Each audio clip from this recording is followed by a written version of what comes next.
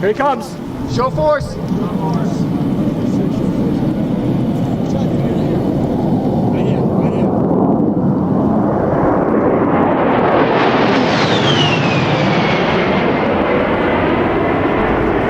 Beyond this ridge is Taliban-controlled territory.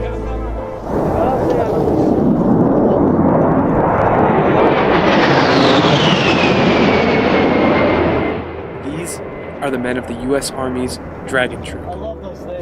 Their operation here represents the extreme edge of America's waning conventional war against the Taliban.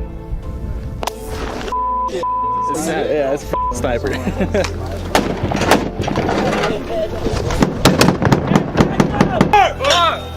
A gun run along a ridgeline for suppression. Break.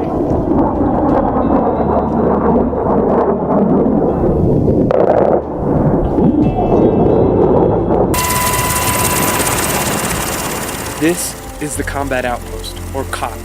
Americans have long abandoned these remote, austere fighting positions and consolidated into larger forward operating bases, which are now being closed one by one. Far from a peaceful process, closing down these FOBs has sometimes meant leaving the fight to the ANA instead of finishing it decisively. At FOB Airborne, a complex attack and prolonged 6-hour firefight heralded the American exit and closure there. At FOB Ghazni, American paratroopers had to call in close air support after being pinned down in a 2-hour firefight. They visited their Savior A-10 pilots on Bagram Airfield to say their thanks. Dragon Troop 2 is in the process of closing a FOB, Shank, also known as Rocket City in light of the near-daily rocket attacks there. It's while at Shank that they get their unique mission, helping coordinate a major Afghan National Army, or ANA, offensive involving multiple battalions. For 1 week, the soldiers of Dragon Troop, 2nd Squadron, 3rd Cavalry Regiment returned to Outpost Karway in Logar Province. Built in 2009, the post was left to Afghan forces in 2011. U.S. and Afghan intel say it's surrounded by villages deemed supportive to the Taliban, and American forces haven't set foot here in 3 years. That is, until now.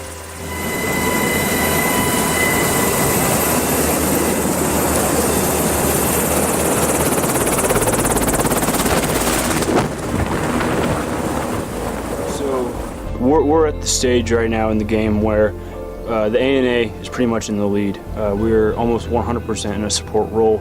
They're coming out here, testing their ability to project power into a more remote area.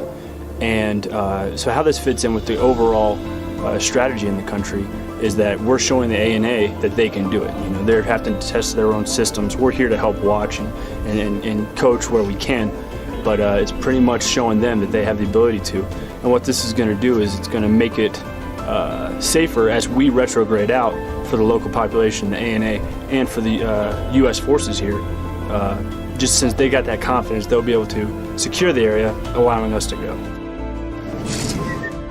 2 days into the operation, and the Americans remain on COP, building up its defenses or simply passing the time. However, even before their advise and assist mission takes a turn toward open combat, almost all of Dragon Troop's soldiers have already seen action. The U.S. combat mission is slated to end in December, but the experiences of these and other soldiers proves that for service members still on the ground and in harm's way over the next few months, ending America's longest war won't be as easy or as safe as simply waiting out the clock. So I almost got shot in the head, and it just doesn't feel real. Like, rounds are flying over your head, and there's just between like the snap and the crack of a round, like how close it is. The first time we got shot at, we were in like a big crater in the ground, and like everyone got in the prone, and I was still standing up. Like, what's happening? Like, everything they told me I wouldn't do, I've done on this deployment. Like what? They said we don't do night missions anymore. Done like 4 of them already. We don't do combat outposts. We're not supposed to stay outside the wire. We're going to be out here for like 6 days. I was just expecting to watch movies all deployment. While the Americans coordinate from the COP, the ANA does battle in the surrounding area, giving these soldiers a close look at what years of training Afghan forces has accomplished. Lieutenant Hufford is very much a thinking man's soldier. A Stanford graduate, he was already living and working in Kabul as a civilian when he got his approval for Officer Candidate School. When you have a chance and you go back to these places that we've left, and obviously we left this 3 years ago, And you kind of see how the ANA have taken it and adapted it to their own needs. It's almost giving you a little glimpse into the future that you don't really see every day. So, you know, it's that whole Americans were always looking forward. We never really come back to the places we've abandoned or left. And just kind of get a feel of this is what Afghan sustainability looks like. The ANA take 5 casualties early on, but boast they've killed a mid-level Taliban commander. They also capture 8 prisoners, which they ask the Americans to help transport to an intelligence base 40 kilometers away. 2 of these men are former government soldiers, Afghan intelligence officials say, underscoring the insider attack threat. By and large, American forces have been separated from the Afghans they've been charged with training and advising nationwide as a response to the scores of American soldiers killed by their supposed allies in the past. Here at the COP, the Americans have no choice but to be near their Afghan counterparts, and apparently revel in the experience. General Abdul Razik commands a brigade of ANA fighters. His men are charged with driving the Taliban out of southern Logar province and into a decisive fight with another ANA unit further south. In the midst of his operation, he falls victim to his own success. His forces have taken so much ground while leaving behind checkpoints that he finds himself stretched too thin. He asks the Americans to expand from their advisory role and help provide ground cover for his men on their upcoming missions. Dragon Troop agrees to help. You haven't done that yet? Me. Up until now, the Americans have acted on the fringes of the ANA's capabilities, helping to coordinate attacks or providing intel and air support to spook the Taliban. Today, they mount up to leave the wire. Hey man, do you know what this area is down here, man? Is this like a bazaar area or? Yeah, first time it's supposed to be a bazaar, but the Taliban's warned shopkeepers to close their shops 3 months ago. So the shopkeepers closed their shops. They move along the ANA's flanks to provide cover while the Afghan soldiers meet with locals or engage with the Taliban. No one but the insurgents has held sway in some of these areas for years.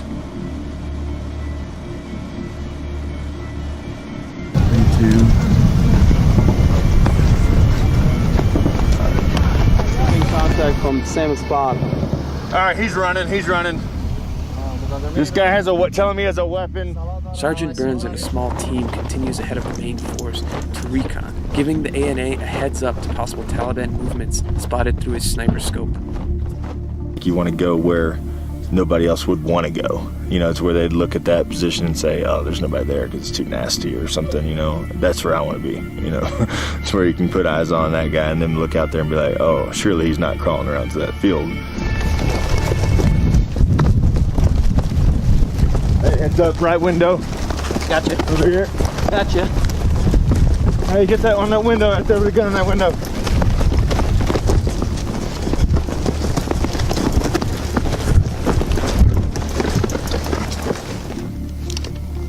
So there's no ANA up there?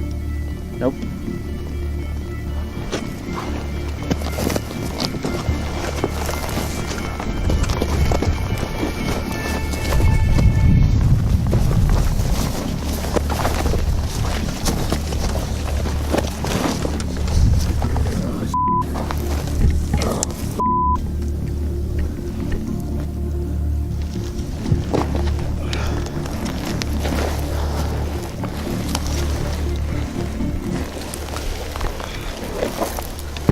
The sniper's mission is also to identify non-combatants, as any civilian casualties could derail the ANA's entire mission. Hey Roger, we got a lot of civilian movement around. It seems like the atmospherics are just normal. Over. While the American sniper doesn't find his target, his Taliban counterpart nearly does. Yeah. Are you hit or are you good? No, I'm good. Sniper. All right, I ain't gonna back That was close.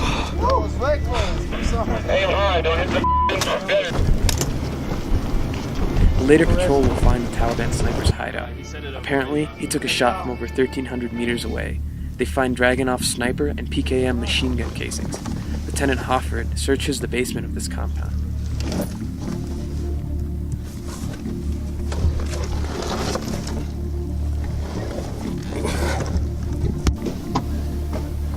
In its darkest corner, he finds a white Taliban flag. Bursts of small arms fire follow the sniper's opening volley, and the fight is on. Go. I'm trying to shoot a 320, man. These dudes up. Camp, open the radio back. I know the balance between us and A&A out there, our role really wasn't to fight yesterday. Just so happened the fight creeped its way over to us on top of our battle position.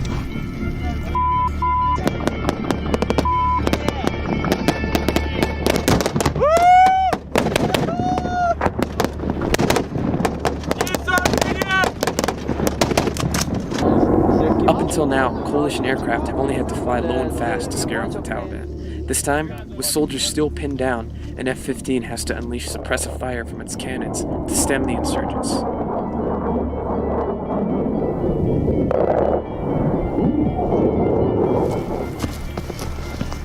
After the firefight finally subsides, the soldiers move down into the village, where some of the fire came from. They find farmers and almost no one else. On their way up from the village and back to their vehicles, pot shots ring out from the distance and send the men toward cover. You guys think they're watching us? Yeah. They're watching us right now. They can probably see us right now. Yep. That's why as soon as we got our backs turned, they started shooting. But they start. Whether the Taliban at large is simply watching and waiting is a matter of great concern for U.S. and Afghan leaders. General Razik is hopeful for the future. He mentions the funding promises made to Afghanistan by NATO leaders at the recent Wales summit, and speaks cheerfully of a future Afghan air force that is at the moment little more than a tiny fleet of aging Soviet aircraft, years away from matching the air support the Americans can provide. During the final day of the Afghan operation and the third day the Americans spend outside the wire, Razik holds a shura with village elders from the villages he's cleared over the past week. The pot shots the Americans have come to expect upon their exit from the village never come. Instead, the only shots fired are from celebrating A&A soldiers. General Razik has completed his mission.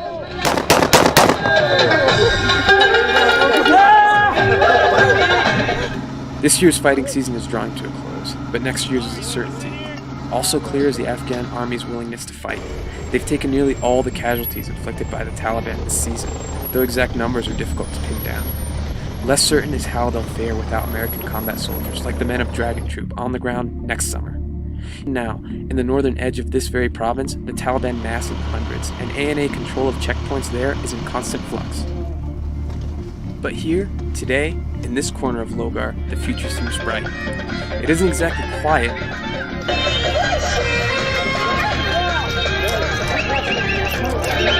but it is a measure more peaceful. For now.